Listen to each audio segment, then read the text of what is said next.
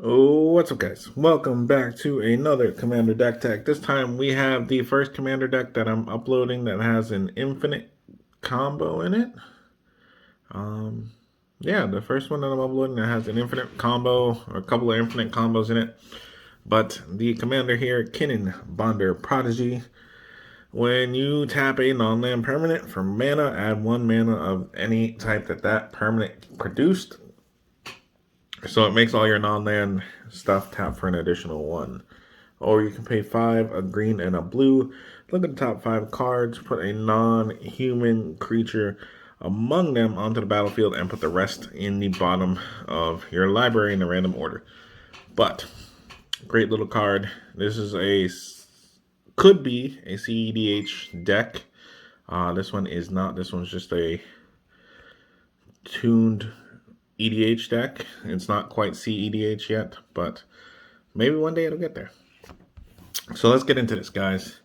Kicking it off with Finhorn Elves, Elvish Mystic, Llanowar Elves, and Birds of Paradise. Your 1-drop mana dorks. You know, the classics. Then we got our Tree Speaker here, Incubation Druid, Leafkin Druid, Paradise Druid. Let's lift Paradise Druid up a little bit.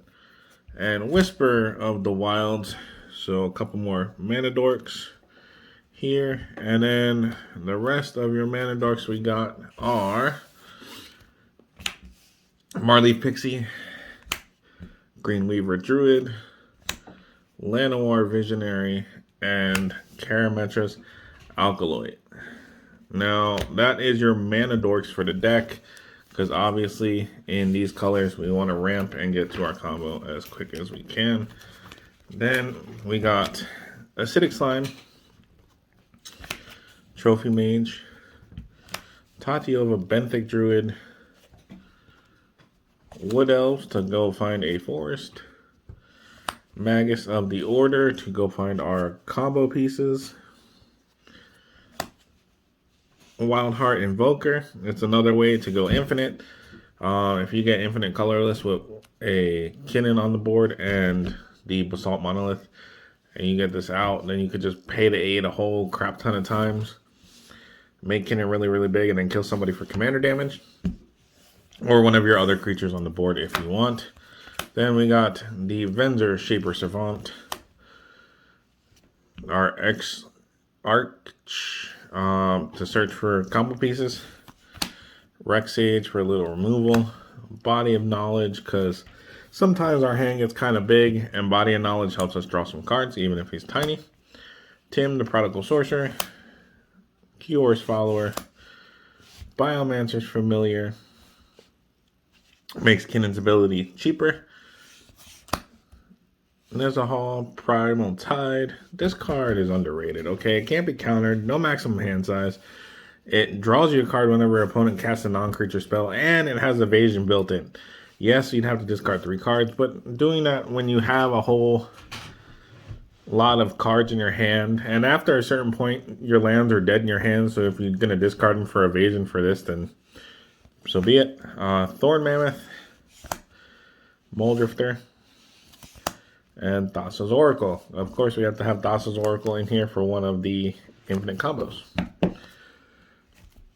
Now we have Mirror Retriever, Walking Ballista. Walking Ballista being another one of the infinite mana combo pieces. Covert Technician. It has Ninjutsu. Whenever it deals damage to a player, you may put an artifact with converted mana cost less than or equal to the damage from your hand onto the battlefield. So this, with your Invoker, or this early in the game to get some of your other mana rocks out, it always helps. That's the last of your creatures in the deck. For artifacts, we're running Mox Amber, Lotus Petal, Soul Talisman. Soul Talisman is a little slow, but because it's a 1-drop and it taps for 2, you can suspend it. You never know. It might be helpful. Soul Ring, obviously, kind of a staple in here. Fellwar Stone, Mind Stone, Command Sphere, Seer's Lantern, Basalt Monolith. So if you notice, a good portion of our artifacts here are all mana producing artifacts because with Kinnan that is good. So the other artifacts we have in this deck are Swiftfoot Boots, Lightning Greaves, because Haste, Hexproof, or Haste and Shroud are both good. Folio of Fancies. With this, we can mill our opponents out if we wanted to. Or we can, well, we can mill them out or we can draw them out to where they have no cards left and then pass turn and then they'll lose on their turn. Staff of Domination, another part of one of the infinite combos. Isochron Scepter, pretty standard for the Dramatic Reversal infinite combo. So that is the artifacts in the deck. For enchantments, we have Omen of the Sea and Teferi's Ageless Insight. Now, Teferi's Ageless Insight, okay? If you would draw a card except the first one each turn, you draw 2 cards instead. So this is helpful with some of the draw spells we're running to help us get into our combo stuff sooner, because we definitely want to combo off as early as turn 1. Croson Grip is our first instant. Then we're running also Brainstorm, Veil of Summer. For the turn you decide to go off, it gives you and permanents you control Hexproof from blue and black until end of turn. So your stuff shouldn't get countered. Anti-Cognition, another counter spell. Deliberate, counter spell. Obviously, might as well run counter spell. Dissipate, another counter spell. Power Sink. And then we're running Fact or Fiction. Hieroglyphic Illumination. Dramatic Reversal. Rewind. Pongify. Cyclonic Rift. You see a Guard Approach. Now this card I just added recently. So far the 2 times I played it, it's been helpful. I don't know. I'm probably gonna take it out for something else, but so far it is good. That is all the instants in the deck.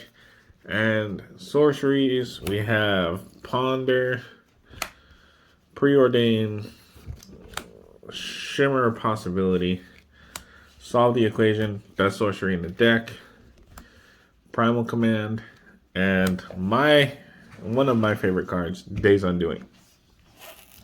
So let's jump over. I'm going to show you guys one of the turn 1 infinite combos. Okay guys, let's talk turn 1 infinite combo with this deck, okay? There is only one that I am aware of currently, okay? So Kinnan will obviously be in the command zone. We will stick him off that way for right now. And the 6 cards you're going to need in your hand are Mox Amber, Folio of Fancies, Soul Ring, Basalt Monolith, and your Lotus Petal, and then a Forest, okay? The other card in your hand, because this is only 6 cards, the other card in your hand doesn't matter. And if you're going first in the game, the 8th card you will have, so the other 2 cards that you would have in your hand do not matter. You just need these 6 cards. So let me back this up a little bit so I can show you the playfield. So for the point of this video, guys, let's say the island is the 7th card in your hand, and then when you start your turn, you'll draw another card. It doesn't matter. These 2 cards don't matter. I'm just going to set them over here. So to start your turn, you're going to play your Forest and your Lotus Petal, okay? You're going to tap and sack your Lotus Petal, and you're going to tap your Forest, okay? You're going to cast your Kinnan from the command zone, and then you're going to play your Mox Amber, okay? And it is important when you tap Mox Amber here, you tap it for blue mana, because it will tap for 2 blue because of Kinnan, okay? You're going to use one of those blue to cast Soul Ring. So you still have 1 blue floating, and Soul Ring can tap for 3 colorless. You're going to tap Soul Ring to play Basalt Monolith.